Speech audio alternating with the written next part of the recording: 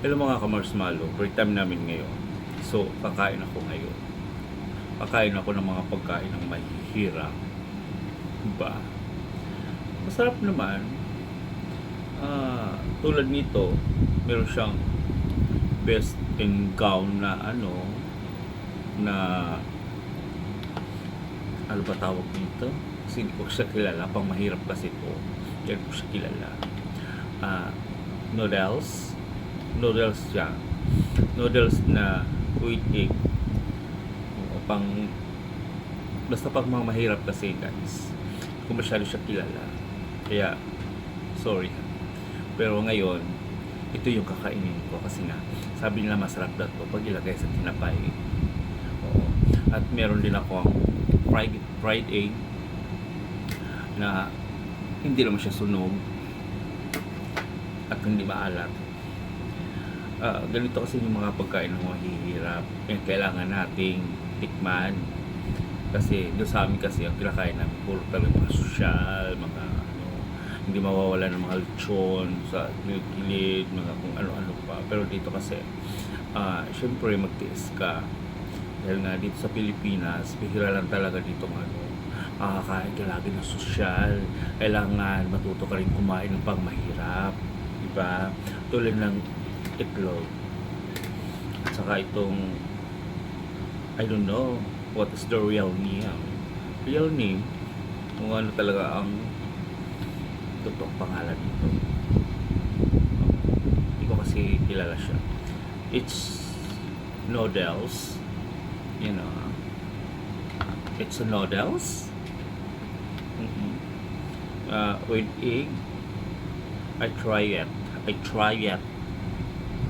Diba?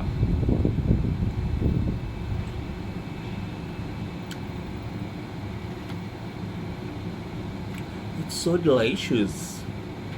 Masarap. Masarap pala yung pagkain ng mahirap. So ngayon, tutuparin na natin na ilalagay daw natin sa tinapay kung totoo talagang masarap siya.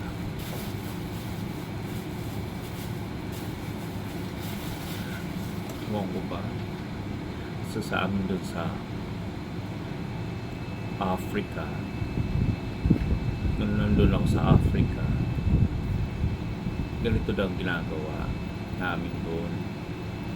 Nilalagay namin siya dito kasi nga siyempre kailangan magsanay ka kumain ng pagkain ng mga mahihirap dahil nga kung saan sa bansa na pupunta, kasi katulad sa amin na puro na lang kinakain namin parang sosyal, hindi talaga siya uubra. Tapos I'll put here in the breadis dito sa tinapay, lalagay daw, and then konting pisil-pisil, yeah, like this, pisil-pisil. Yeah. It's so scary bells.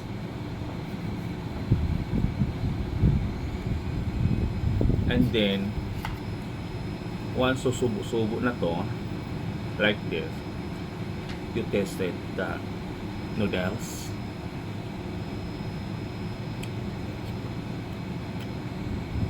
Ang sarap talaga. Masarap pala yung pagkain ng mahihirap. Ngayon ko lang natikman.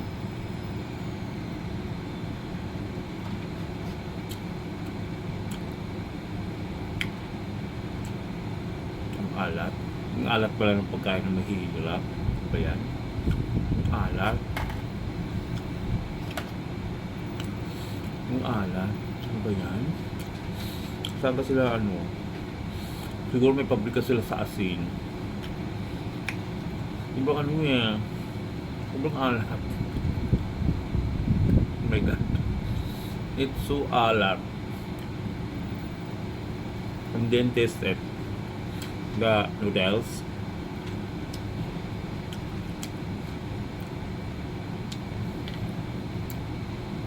Oh my god. 100% masarap pala yung pagkain ng mahihirap. Ngayon ko lang nalaman. Kung hindi ako nakapunta dito sa Pilipinas. Kaya guys,